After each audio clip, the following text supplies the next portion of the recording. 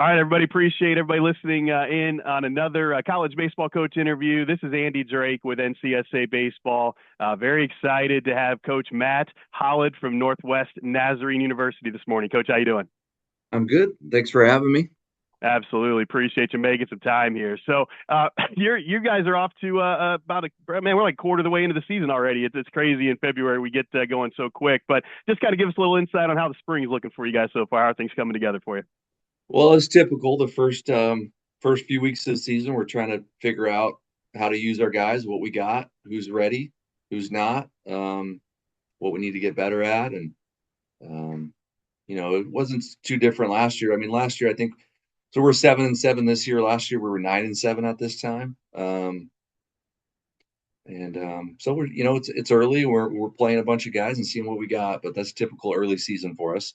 And Oh we yeah. we just got done with a trip to California. We were down there for 3 weeks. And the first trip, we went down for 10 days or 8 days, played 10 games in 8 days, which I think a lot of people don't understand what that does to pitching at this level Mhm. or any level. It's tough. It can be difficult.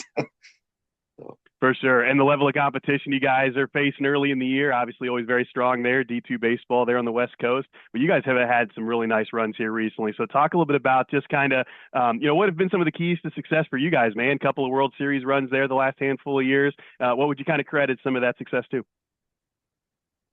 well, talent, the guys, I mean, you're only going to go as far as your guys take you, you know. I mean, I think recruiting's 80% of it. Coaching might be 20% of it. You got to be able to recruit. You got to be able to find guys. And nowadays, it's different. It's not just all high school guys coming into your program and working their way up and developing. It's we always get a handful of transfers, whether that be from junior college or other 4 years now. I mean, the landscape has completely changed, but I think we came in.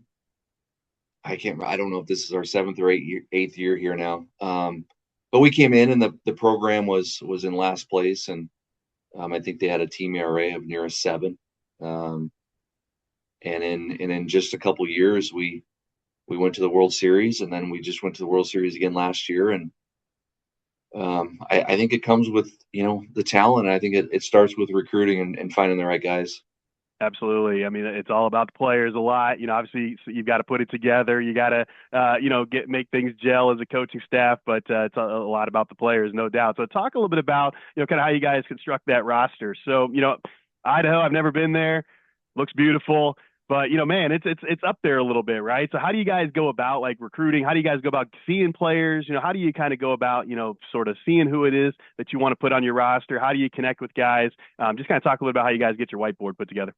Yeah. Well, it's changed over the years. I've been coaching for 23 years now, and I Hmm. think one of the biggest differences is when I was younger, you don't have as many connections, so you just got to grind it on the path and get out there and go to as many events as you can and see as many guys as possible.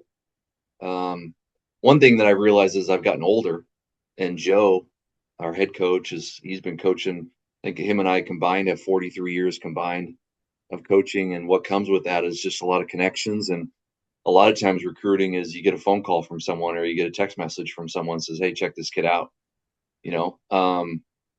And there's actually I mean, I'm staying in my office or behind the computer screen more now than I did 20 years ago. It's um but in terms of regions geographically, like, we want to take care of, we want to go to some events in the Northwest to cover our area up here, and locally we want to know and do our due diligence on the guys that are in Idaho, that are playing well. But we also have, I coached in California, Joe coached in California, so we have a lot of connections down there as well. So we're not afraid of bringing in guys from anywhere. And now with the transfer portal, with transfers, and we've also reached a point now with our program being recognizable and being good enough to where we can get a guy from Northwestern State or from halfway across the country because they're like, hey, we want to go play for a winner, you know. So it's taken time, but I think we've always been able to recruit well, and something I've been able to do well and find the talent. And But we have guys from all over the place, and it wasn't always like that, but I think it's evolved into that. There's a lot of, as you mentioned, a lot of it is, whether it's messaging through emails or maybe identifying guys on social media through connections you mentioned. Like, it's not, obviously you're getting out and seeing players, but it's not always like I have to get out and see every single guy first before we start recruiting. There's a lot of other avenues. But talk about kind of how important it is for you to see guys in person, and what are the best ways for guys to make that happen? Is it getting to your camp if they're a little further away from you? Kind of talk about how it is best for guys to get in front of you or for you to get in front of them. Well, definitely, yeah, and I talk about those connections and text messages and emails and stuff like that. But if we're really into a guy and we see video and we like him, we're interested, and when it comes to transfers, it's like, bottom line, like they're putting up numbers at other schools, then yes, we do want to get out and see them. Because it's always important to see someone in person because you can miss something on video very easily. So you want to see them in person. And then in high school, with high school guys, we do go to some major events every year, and we go to the Fall Classic, we go to Baseball Northwest, and there's big, there's a bunch of kids at those. Now we can't obviously see every high school kid, and see every kid that's interested in our program, and that's where, with parents and recruits, um, I would encourage guys to pick one or two events a year if they can do so, to go to those events, because you're going to be seen by, and if you have talent to play at certain levels, like there's going to be schools from every level at those events. Choose a couple events that have a bunch of schools that go to. That's going to be a great way to get yourself out there and to get noticed. But then the other side of the coin is, if you're really, really interested in a specific school, then I think there's value in going to that school's camp and seeing campus, and getting in front of those coaches on their campus, because there's always a handful of kids that are interested in NNU or whatever school, but the coach can't or hasn't seen them in person and live. So prospect camps are valuable, for you to go there. But I would also tell parents, like, you don't need to go to 20 of them or 15 of them. Like do some research, and and if you're not getting interest from those, let's say you pick a couple events that you go to, and you're not getting much interest, or you're getting interest from schools that you have no real interest in going to those schools, then do some research and pick a few schools that, hey, this is where my interest lies. This is where I could really see myself going, and maybe pick a couple of those prospect camps to go to. And I think there's value in that. And it's important to do their research, right? Like whether it's looking over the roster of, hey, are they going to need my position, or just understanding on what those coaches recruit as well. And hey, if I was a coach at that program, would I recruit myself, right? Like look in the mirror a little bit, and ask some of those questions too, right? I mean, we talk to families all the time about camps, but it's very important to know what you're getting into before you show up too, right? Yeah, you have to. It's easier said than done, but you have to be honest with yourself. And we all want to play at the highest level, but the highest level isn't always the best fit for you. Um, it is for some, and that's great. But especially nowadays, you can work your way up. I mean, every place that you start, it could be a stepping stone to the next level if that's your goal. But you got to ask yourself, the parents and the kid have to ask themselves, what's important to you? Is it playing for a winning program? Is it getting into a school that has really good academics? Is it location? Is it financial? Maybe it's a couple of those things. Um, but you have to ask yourself those questions, because, if you want to be involved in a winning program and you end up deciding on going to a program that's historically winning 10 to 15 games a year, does that fit what you want? If you want to go to a school that's really good academically, but you get an offer to go to a school that's not what you want academically. These are questions that you just got to ask yourself, and you have to be honest with yourself, because I see a lot of kids get enamored by, just the highest level, right? Division I, and they get sucked into that, which it works out for some, but there's a lot of kids it doesn't work out for. And then all of a sudden, a year later, they're in the transfer portal because things didn't work out, whether that was playing time or whatever it may be. And so we have to try to be honest with ourselves and ask us those questions before you start doing research. And I think, you're going to be in a better spot in the future if you do that in the right way. Well, and the level of play at every division level has very likely increased because of some of the trickle down of some of the the roster limitations now at Division One and so forth. You mentioned the transfer portal. I mean, all of these things, it's as good as it's ever been at every level, right? So, as you said, finding the right fit is so important. Now, for you guys, how have you adjusted these last handful of years? Like you said, it can be a stepping stone going somewhere, right? Like 5 or 6 years ago, we'd have never really said that unless we were talking about a junior college specifically, but nowadays we're less shy about that conversation, like one 4-year school to another. But how have you guys kind of adjusted in sort of the new landscape here the last handful of years? Well,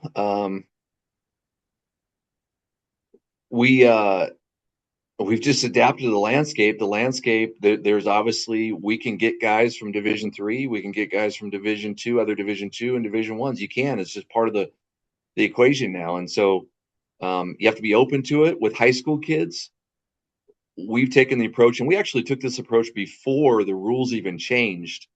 We were trying, when we came into this program, we were trying to be creative and developing a really good, talented roster. So we were even open to, before you could transfer without sitting out, we were telling guys that, hey guys, like if you come here and you do well here, we will do everything we can to move you on to the higher level if that's your goal. If you want to play Division 1, start here. And you have two coaches that have been doing it a long time. So we're going to have a lot of connections, and we can help you move on to a Division 1 school. We still say that. We still will do that if it's the right fit. Now, back then when we started it, it was still more difficult because you had to sit out a year if you did that. So I understood, like, if someone said, no, they want to go to a JC because then they don't have to sit out. Like, I understand that. But we were trying that. We got a couple kids, I think maybe because of that, and we were willing to help them. But even today, there's probably coaches out there that aren't fond of their players leaving their program to go to another program. And, I just say, like, you have to adapt to the times. And if you're not open to that or not willing to help your players, you're probably not going to get them on the front end. And we're open to it. And my idea of thinking here is, like, if we get a really good player for 2 years and then he goes on to Division 1 baseball, I'd rather have that guy for 2 years than have him for 0 years. Mm-hmm. So, in terms of moving on, we're open to it, and we want to help kids. Now, it doesn't mean that we're just going to send or encourage a guy to go on to Division 1, any Division 1. It's got to be the right fit for that kid, and we have those conversations when they're here. If they've reached that level where they're really talented and they have the ability to go on to the next level, we ask questions and be like, hey, what do you want? And we try to be honest with them, like, hey, your talent level. I mean, I've coached Division 1. I know what it takes to get up there, and we want them to be honest with themselves. And if there's a good opportunity that presents itself, then we're going to be all about it. I mean, we had a pitcher last year that he's pitching at University of Florida this year. It was a phenomenal story, and he's doing a hell of a job. I think in his first 7 innings, he hasn't given up a run. Um, and for him, we had discussions in the summer, and it was an opportunity he couldn't pass up, right? It's awesome for him. So Yep. I just think you always got to adapt to the landscape and do what's right for the players. And it's really becoming, every program wants to develop and kind of like, hey, we're developing sort of like this 4-year thing, but it's becoming more and more like, hey, we're really kind of evaluating our roster from year to year, right? Like, all right, this year this is our squad, and then we're going to reevaluate and figure it out next year. And and I think a lot of programs have been that way historically, typically, anyways. But a lot of programs are kind of moving more that direction, right? Where it's just sort of like, this year is our squad, and now we got to figure out next year and figure out the year before, and not as much of like, hey, who are we developing for the next 3 or 4 years as much, right? Oh, I think it's more so now than ever Mm-hmm. before, for Mm-hmm. sure.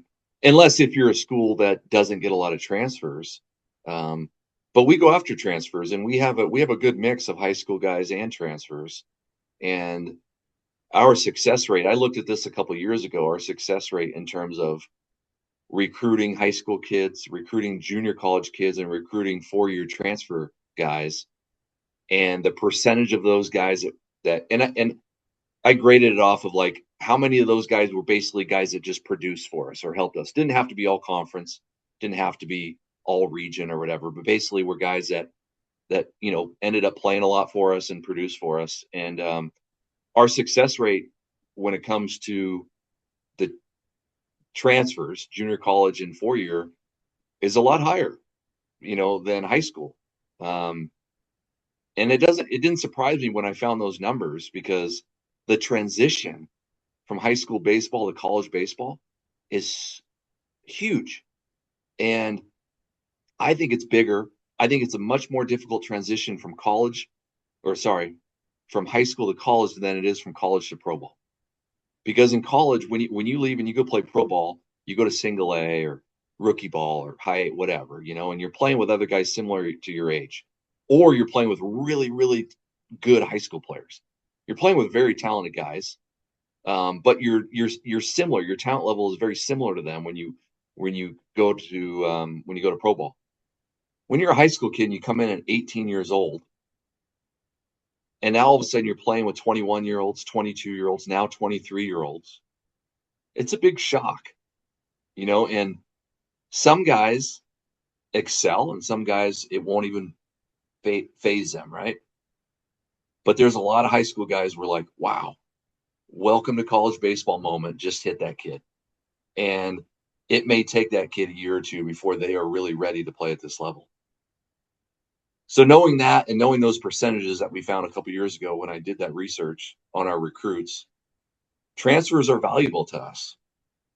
But that doesn't mean we don't recruit high school kids. We still recruit high school kids, and there's always a good few high school kids that come up, and all of a sudden their sophomore, junior year, they're playing for us. Happens all the time. So there's a right mix. There's a right mix for every program, what they want, but we have a mix of high school kids and JC and 4 year transfers.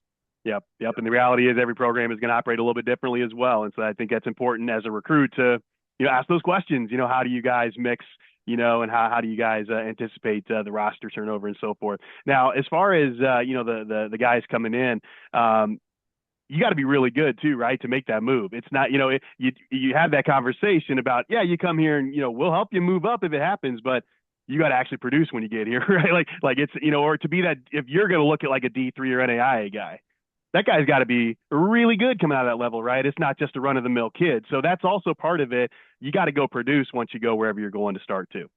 Exactly. They got to produce. And even when we've had those conversations over the years of bringing in those high school guys, let's say they're a fringe D1 guy, you're getting some D1 interest, but you're not getting any real strong offers. And so part of the approach is like, well, come here, drop down a level, increase your chances of playing right away, prove yourself. If you prove yourself, we'll move you on, right? The majority of those conversations that we have with those high school kids, the majority of those conversations when they're a sophomore here, they're not ready. They're looking back and they all think it in high school, like, oh, I'm going to go to NNU for a year or two, then I'm going to go on to a D1, or I'm going to go to JC and then I'm going to go to a D1. Far more often than not, the majority of those kids a year or two later, they're not getting D1 opportunities because, wow, this was a big jump. Yeah, no doubt about it. And so it's important for families to understand that for sure. Now, the timeline as well, Coach, would you say that the timeline has probably gone a little bit longer now too in recruiting just because of a lot of the changes? We have to wait for, sometimes we're waiting on, guys to go in the portal, and then we're recruiting guys maybe late in the spring or early summer when that kind of stuff opens up. Would you say that your timeline is kind of extended or is a little bit later as well? Or would you say that there's not been a lot of change as far as your timeline? And as you said, there's older guys. Like, I'm not really probably looking to recruit a 15-year-old who's 8 years younger than these guys I have on my roster right now, right? So it's kind of talk about the timeline and, when it's important for you to start looking at players. Well, I think it's different on the level. Obviously, I think Division I starts recruiting well before us. But what I've found over the years is at this level, it's almost pointless for us to recruit a kid who's a sophomore in high school, and a lot of times even a junior in high school. Like, we wait until that guy, maybe the summer before his senior year, we'll start getting out guys. I don't want to say it's completely pointless, because obviously if you really like a kid and you can touch base with them and let them know that you're interested and start those conversations. But a lot of times if we start too early, a Division I school is just going to come in and take them anyway. So we kind of let things play out, and then and then we start. I mean, and again, sometimes we start earlier, but it's basically the summer before their senior year and senior year, and we start getting serious about it. That's with high school kids. With transfers, if we try to get a junior college kid to commit to us in November or December of their sophomore year, it more than likely isn't happening because they all want that Division I opportunity. That's just reality. Very rarely does that happen. So even at the junior college level, it's probably later because again, we let Division Is get in there and talk to the guys, and then we start recruiting junior college kids about now, like in the spring when the spring starts to roll around. And then also on top of that, we want to see guys produce. Mhm. So now, once their season starts, it gives them an opportunity to start producing on the field. And then when it comes to the transfer portal, obviously we don't know until they go in the transfer portal, and then I mean you might have 3 to 4 weeks to try to get a guy, maybe even less, 1 to 2 weeks to get a guy out of the transfer portal. So it's kind of like the wild wild west when it comes to the transfer portal. Yeah. And you guys do have some name recognition now, so you probably do end up getting some guys that go in and they're probably calling you, right? Hey, coach, you got some openings, right? You guys are probably getting some of those kind of calls now. Yeah, we get 3 to 4 guys out of the transfer portal every year. Now there's schools that get more than we do, or that I mean it's don't forget we're still recruiting in Idaho, and so I wish sometimes NNU was in Southern California or Florida. We'd probably get more of those kids. Yeah. Um, but it's a great location, and I mean like Boise and our area, Nampa. It's a great location if you like the outdoors, hunting, fishing, biking, riding. The weather's great. It's a dry climate for baseball. Um, I mean, obviously you get some colder months, November, December, January, February, but then it warms up pretty quick. This is a beautiful spot, and Mhm. so if guys aren't afraid of breaking away from home or experiencing something different, it's a great spot. Awesome. So, coach, I've talked to a few coaches that have said that, the summertime, some summer college leagues have become like very fertile places for them to go kind of recruit a little bit. You've had some experience coaching in the Northwoods, coaching in the Coastal Plains League. Have you guys found yourselves going to some of those games a little bit more than maybe like the high school stuff in the summer? Because it's like, man, well, we got some transfer guys, maybe keep an eye on. And maybe have you found yourselves kind of getting pulled in some different directions now as far as guys in the summertime and where you're going and sending your coaching staff? Well, you're right, and I do know that there's more coaches that go out to those summer leagues that watch games and follow guys. We haven't yet. Mm. I have connections out there in the Northwoods League, so I can easily make a phone call and see what they think. But also, when you're in a league like the Coastal Plain League or the Northwoods League, like your numbers are going to prove it, And so, and a lot of times, if we're talking about a high school kid, like we want to see a high school kid. When you're talking about transfers, someone who's got recruited to, a mid-major or even a higher level school, right? There's some talent there. Mm. There's a reason why they were recruited and they went to that school. So that kind of gets filtered in its own right, right? And then so they go out to a summer league and they produce in one of those better leagues. Like those are some of those cases where we don't necessarily have to see them because we know there's some talent there. And also, I guess our version of seeing them with the transfer guys is we have synergy and you can see them online. You can see really good video of them. And so that's just another example of like, Yeah. 20 years ago, I was on the road every weekend. And now, you could be in your office watching video and you can see a guy really, really good video and you don't necessarily have to see them in person. Um, and we've been successful doing that for the most part of making sure they prove it and we can watch synergy and see video on them. So it's a little bit different with high Mm. school and college guys, but yeah, those summer leagues, I know there's coaches go out there and they follow those leagues and follow those games. Yeah, one of our recruiting coaches here, he's a general manager up in one of the New England summer college leagues, and he said, I'm just like hanging out with college coaches all summer now. And they used, they weren't ever here before. It was just the guys on my staff, but now they're out here all the time. So, Coach, some advice for families, and specifically kind of more, I think, on the high school side of things, of course. But what's some things that you've recognized? You've been doing it a long time, been at a lot of different programs, every level. Head coach, assistant coach, obviously, have been kind of done it all here. What's some things that you've picked up in your years that you've said, hey, if recruits do these things, they're doing the right things. If they're doing these things, we're maybe getting a little off base, or maybe that puts me off of a recruit a little bit, or off the family. What are some things that would be just some good, like, sort of green flag and red flag sort of things that you've picked up in recruiting over your years? Well, to start is what I mentioned earlier. I think it's huge just to make sure that you're honest with yourself and honest about your kid, and ask yourself the right questions, because there are questions that you can ask yourself at the start of all of this that can simplify things. And so you don't go into a haystack trying to find a needle, right? Like, have an idea of what you want, what you're looking for. Start right there. Um, be honest with your ability, with your boy, with your son's ability or daughters, softball, whatever it may be. Um, ask the right questions. The A couple of things on the recruiting side of it is, like, I'll tell guys, like parents, that sometimes it happens really quick. Like, you may not get anything until your senior year, and you might be sitting there thinking, man, this might just not be in my future, or whatever thoughts go through your head.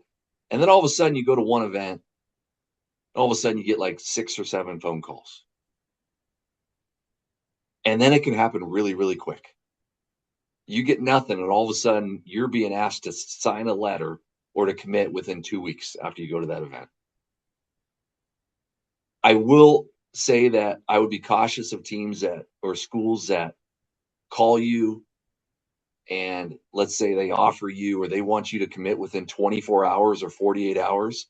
I would suggest never doing that. Mm-hmm. Um, if they want you that bad, it's going to go beyond 48 hours, or there's going to be other schools that are going to be interested as well.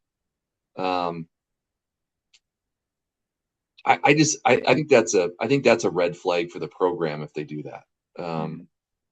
Because you want the kid to feel comfortable with where they're committing and where they're going.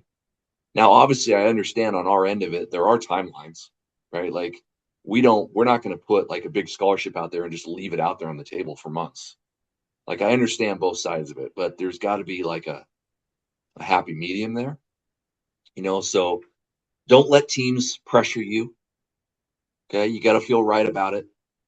And really, there shouldn't be a timeline. Like, a kid may go to an event, talk to a school, may go visit that school, and it may feel right. He's like, man, this feels really good. And it might be October of his senior year, or July of his going into his senior year, or earlier, whatever. If it feels right and it feels good, and you ask yourself those questions before you go into those visits, and you know what you want engineering, you want a small school, or you want a big school, where you want to be location wise. If you have those questions answered, it's going to be easier to come to a decision when that time comes. And if you feel good about it, do it. You don't need to wait a certain, number of days or certain time of the year. Um, and then there may be times where you go somewhere and you're like, man, this just doesn't feel right. Financially, it's not what we wanted. Um, man, I love that they're interested in me, but I really don't want to live in this place or that place. If you don't feel right about it, if you have multiple red flags in your own head, then just wait. Just wait. There are literally, I mean, thousands of schools that you can play baseball at. They're just all different levels, right? Mm-hmm. But don't be ashamed of the different level, because I would think for the most part, the majority of kids all also want to go somewhere where they can play. And there's going to be a place where you can go and play. And maybe if you don't land your dream spot right out of high school, maybe you'll get there in a year or two, you know? So, there's more. Those are a pieces of advice off the top of my head. Yeah, no, that's great stuff. Great advice. So Coach, I just a couple more minutes here, man. I really appreciate you hanging out today, but not to put you on the spot too much here, but think of like a funny anecdote or a funny story from your playing days or coaching days. Anything that has always like. Well, I don't know if this is too funny, but I can share with you a little bit about my journey and how it's all kind of worked out.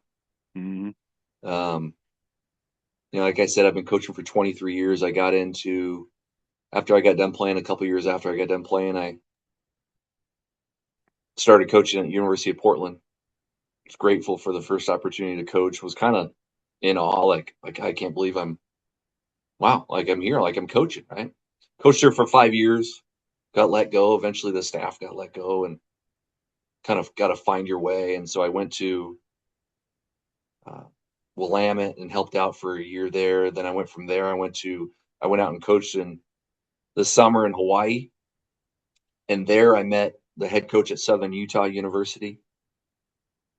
And so, and I wasn't making any money after I got let go of Portland, so I had to kind of, what am I going to do? And had thoughts of like another profession. Well, I went out to Hawaii in the summer and coached with David Eldridge, who was the head coach of Southern Utah. Went to Southern Utah for a year. Didn't make any money.